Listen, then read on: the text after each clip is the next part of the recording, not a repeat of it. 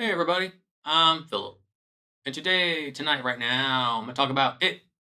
Welcome to Derry, season 1, episode 6. This one, not a whole lot happened. Like we got a few lore bits here and there, but as far as like things happening, not much did. This kind of felt almost kind of like a filler episode. So we found out that they are hiding Mr. Grogan in the off-base club house, I guess, for lack of a better term. And that's where Charlotte brought him to. Then Charlotte told her husband, which I thought was stupid. That was kind of dumb.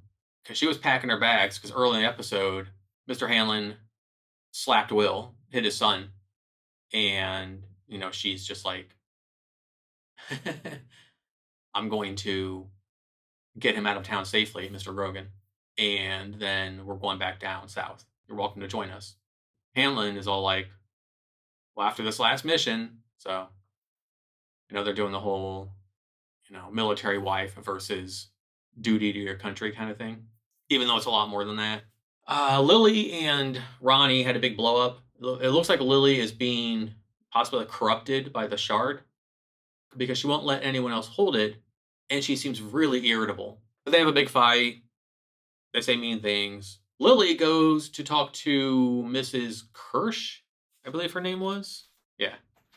Who was the orderly at Juniper Hill. And her involvement in everything is probably the biggest lore drop, because in the beginning, we see an orderly, like a nurse, leading a little girl down to the basement where we see Pennywise appear. And we later find out that the form that Pennywise has taken is based off of her father.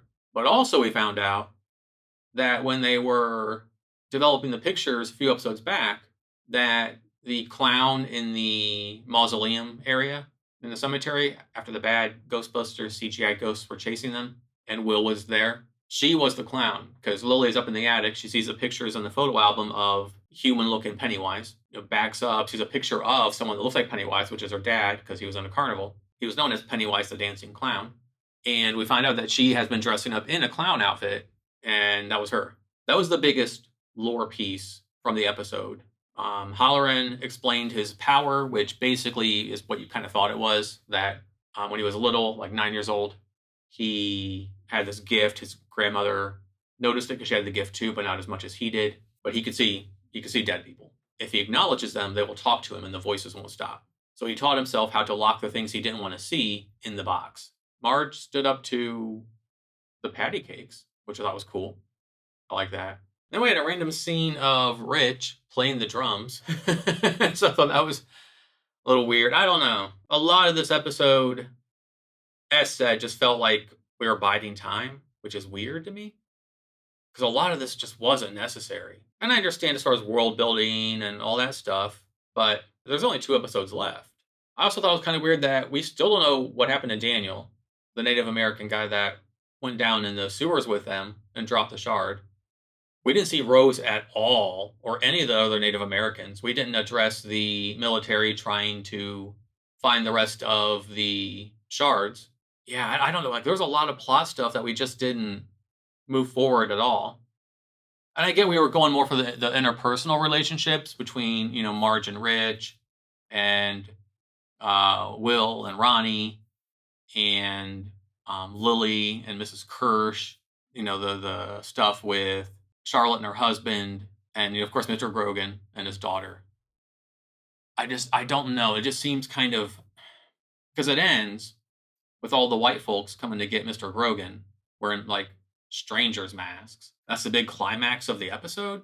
I don't know. I don't think this episode really did it for me. None of the stuff we found out was really finding out that Mrs. Kirsch is the daughter of Pennywise, like the actual person that the entity adopted the persona of. I don't mind a narrative-based episode. We've had them in the past, but I don't know. This one just felt, I hate to say boring, but I looked at the clock a lot more this one than I have the other ones. So, yeah. There's not much more I can say about it.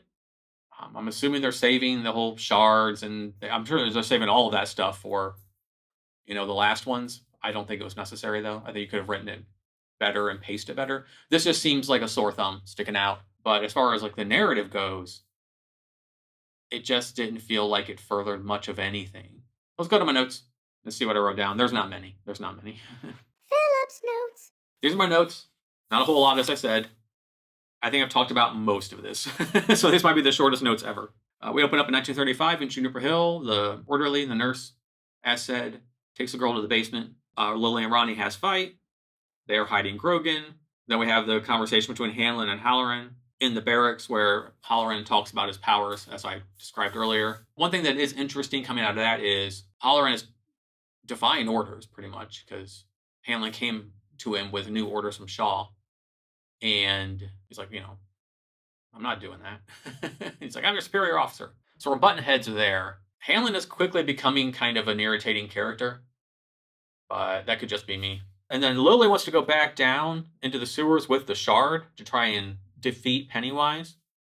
And Ronnie is obviously more concerned with her dad because people were putting up flyers all over the town of Derry, that he's wanted, there's a reward, all that stuff. I still think the dumbest thing in the episode was Charlotte telling her husband, because he's Mr. Duty Do's country guy. Because later on we find out that when all the white people in the masks go to the hangout, the former chief of police, who was relieved of his duties by the deputy mayor or whatever, comes in there and says, like, I have information. So maybe I missed a plot beat there of how he got it. And did he tell them because he's trying to get his job back? I don't know. Again, it's like, what, why? Like, what are we doing? Is that important? Is it important he lost his job and is narking on Grogan to look good? And then, my next note was Charlotte tells Halloran about Grogan. What? Like, it's just...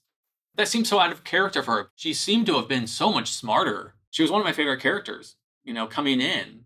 She was just intelligent and calculated. And she knew how to play the game.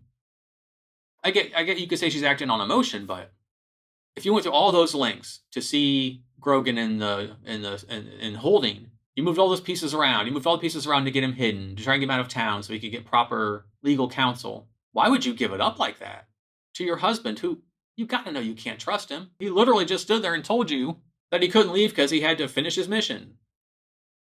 It seems really weird to me. We have a CGI desk monster. So Pickle Rick made a comeback in Lily's desk. It's whatever. Whatever. We find out Mrs. Kirsch was a clown in the cemetery. Again, like I said, most of these notes are stuff I've already talked about. We find out that Pennywise did, in fact, kill the little girl in the beginning because he was chasing them down, and Mrs. Kirsch couldn't save her. And then sees her father, and it's like, Daddy! And I'm like, lady, you're stepping in a little girl's blood. Maybe the parental bonds aren't that strong for me that I don't like. I don't think seeing a dead parent would make me ignore the fact that this thing just ate a child. Speaking of eating, the Pennywise CGI teeth stuff, I don't know. I'm not digging it. That's all for my notes. Anything else? Or from patrons or from Patreon? This was what it was. It was what it was. Not a whole heck of a lot happened, and I don't know. Maybe I'm alone on my island on this one. I don't know. If you watched episode 6, what did you think? Did you like it? Do you think I'm wrong? Like, do you think it was not as much of a waste of time, kind of like I do? Do you find it as kind of pointless as I do? I don't know. Let me know down below. And yeah, that's really all I have to say about it. As the kids say, this was a big old nothing burger. So, yeah. So I was going to wrap this one up. As always, I don't have a fancy outro, so I will simply say thank you for watching, and I will see you in the next one. Until then, goodbye.